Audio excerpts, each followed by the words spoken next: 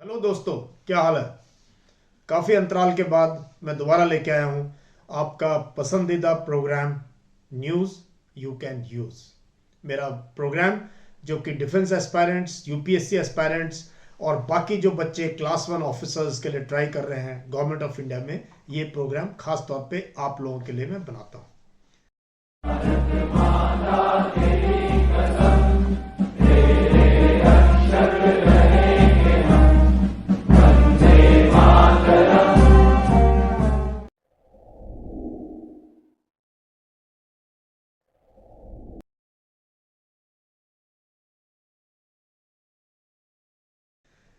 तो पिछले एक महीने में काफ़ी कुछ हुआ है देश में विदेश में। तो सबसे पहले लेंगे national news.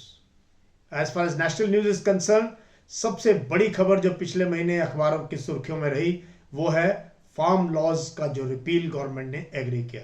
Prime minister came on national TV.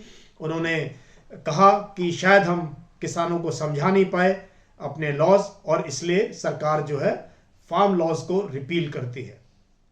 कि हमने 3 कृषि कानूनों को वापस लेने का, रिपील करने का निर्णय लिया है। इसका मेन मुद्दा क्या रहा कि फार्मर्स जो कि तकरीबन 1 साल से ऊपर समय से एजिटेट कर रहे थे डेमोक्रेटिक तरीके से, उनकी जीत हुई और सरकार ने माना कि हम जो है इस बात को समझा नहीं पाए। खुशखबरी यह है कि सिंघू बॉर्डर, टीकरी बॉर्डर और बाकी जगह पर जो है फार्मर्स ने घर जाना वापस शुरू कर दिया है, और अगले 1-2 दिन के अंदर अंदर शायद दिल्ली को दोबारा कनेक्टिविटी हो जाएगी, और जो भी एजिटेशन के लिए इंफ्रास्ट्रक्चर क्रिएट किया गया था ये खत्म हो जाएगा।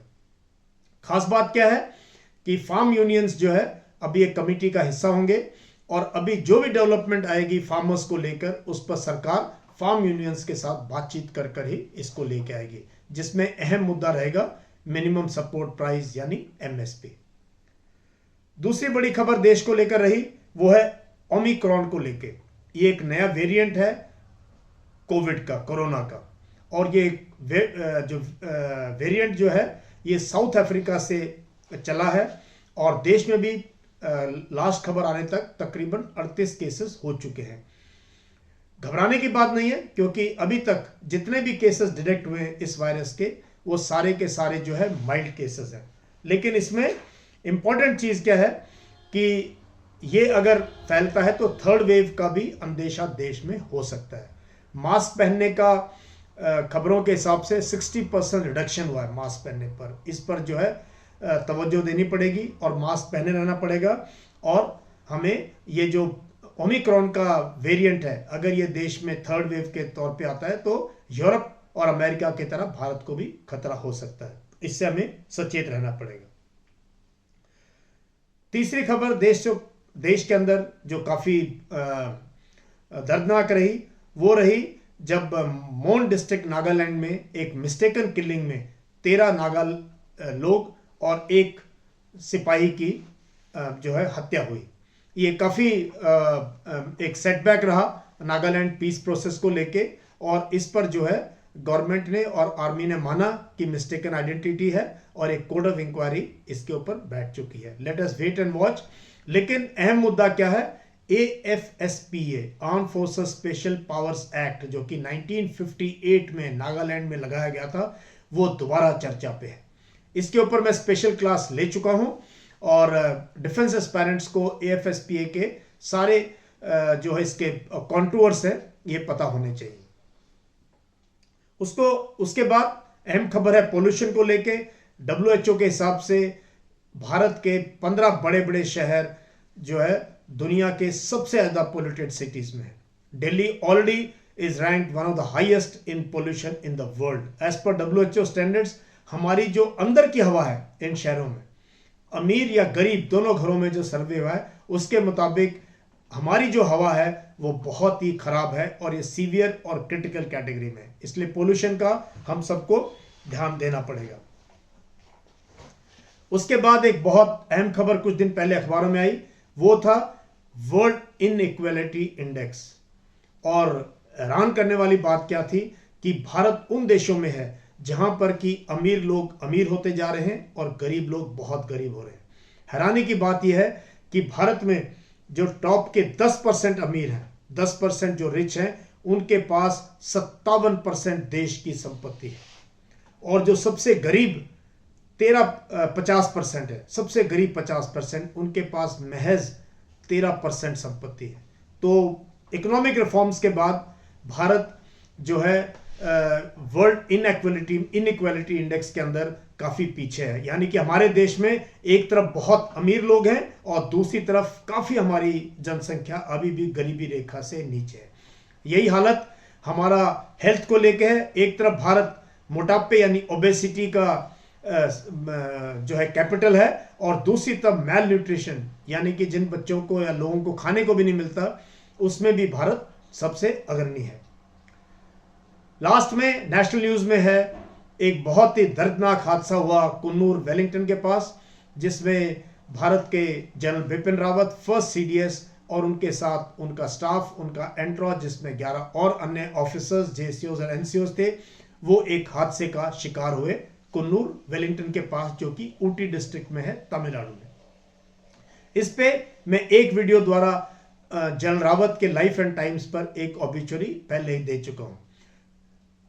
अच्छी बात क्या थी कि पूरा देश इस गम में एकजुट हुआ और जनरल बिपिन रावत को एक बहुत भावभीनी श्रद्धांजलि दी गई, और जितने भी ये सैनिक अपनी लाइन ऑफ ड्यूटी में who were killed in action, उनको बहुत ही अच्छे तरीके से देश के कोने कोने से उनको जो है पॉलिटिकल और नॉर्मल सोसाइटी से लोगों ने बहुत सराहा और देश को जोड़ने का काम किया।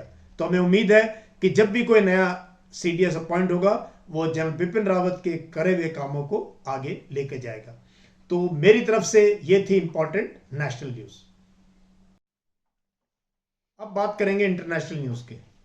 इंटरनेशनल न्यूज में काफी गहमा गहमी हुई और यूएसए फिर से जो है इंटरनेशनल लेवल पे रेलिवेंस रहने के लिए डायलॉग कर रहा है। पहली बात तो काफी दिनों के बाद जो बाइडेन और चाइनीज प्रीमियर की वर्चुअल समिट हुई, जिसमें जो 3 घंटे चली, जिसमें यूएसए ने चाइना को साउथ चाइना सी और इंडिया के अगेंस्ट जिस प्रकार का एग्रेशन है उसके लिए आगाह किया। इसके अलावा जो बाइडेन और पुतिन की भी समिट हुई। ये ज़्यादा इंपॉर्टेंट थी क्योंकि इसमें अमेरिका ने बहुत ही क्लियर टर्म्स में रशिया को यूक्रेन में किसी भी प्रकार के मिलिट्री ऑपरेशन को लॉन्च करने के लिए जो है सचेत किया। सो Ukraine is in news, Russia Ukraine, and USA has warned Russia that stiff economic sanctions will be launched in case USSR goes to war in Ukraine. USA काफी हद तक चिंतित है क्योंकि रशिया और चाइना की घनिष्ठता बढ़ती जा रही है। अब बात करेंगे इंडिया रशिया समिट की 2+2 डायलॉग। 2+2 इसलिए क्योंकि इसमें डिफेंस मिनिस्टर और फॉरेन मिनिस्टर दोनों देशों के इकट्ठे मिलते हैं। सो ये 2+2 डायलॉग हुआ दिल्ली में, और बहुत दिनों के बाद, कोविड शुरू होने के बाद, प्राइम मिनिस्टर मोदी और पुतिन की फिजिकल मुलाकात हुई। एक शॉर्ट ट्रिप जो प्रेसिडेंट पुतिन ने इंडिया में किया। इसमें खासियत ये थी कि S-400 जो हम एयर डिफेंस वेपन सिस्टम है उसके बारे में बात हुई, और साथ ही साथ चाइना को लेकर भी इंडिया ने रशिया को ब्रीफ किया। लेकिन रशिया बैलेंसिंग गेम खेल रहा है क्योंकि रशिया की अभी चाइना के साथ काफी क्लोजनेस आ गई है। एक अहम मुद्दा और रहा, वो था अफगानिस्तान को लेकर। तो देखते हैं इस मीट से आगे क्या निकलता है। म्यांमार फिर से न्यूज में है, और म्यांमार की जो बहुत ही लोकप्रिय लीडर है मिसेस ऑंग सू की को मिलिट्री कोर्ट ने 4 साल की सजा सुनाई है। So military remains in power in Myanmar. Let us see how they handle the situation.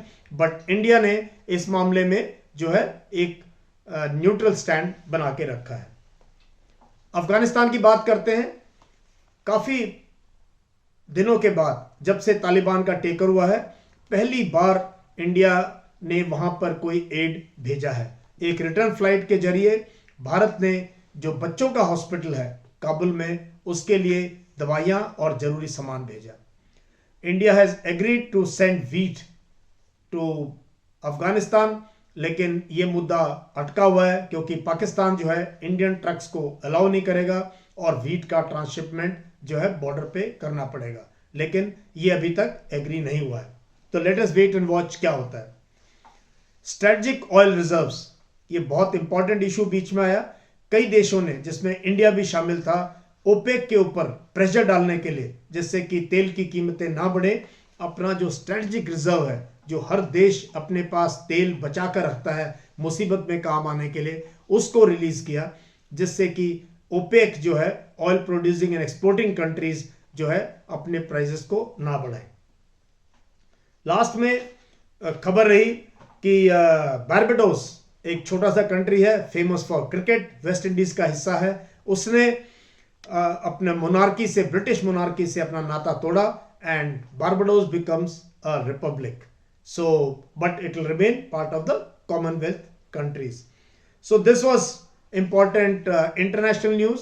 और अभी मैं कोशिश करूंगा कि ये प्रोग्राम पहले की तरह वीकली या क्वार्टरली आपके लिए लेके आता रहूं। So I enjoyed bringing this program to you. Hope you enjoyed listening to this. Thank you very much. Jai Hind.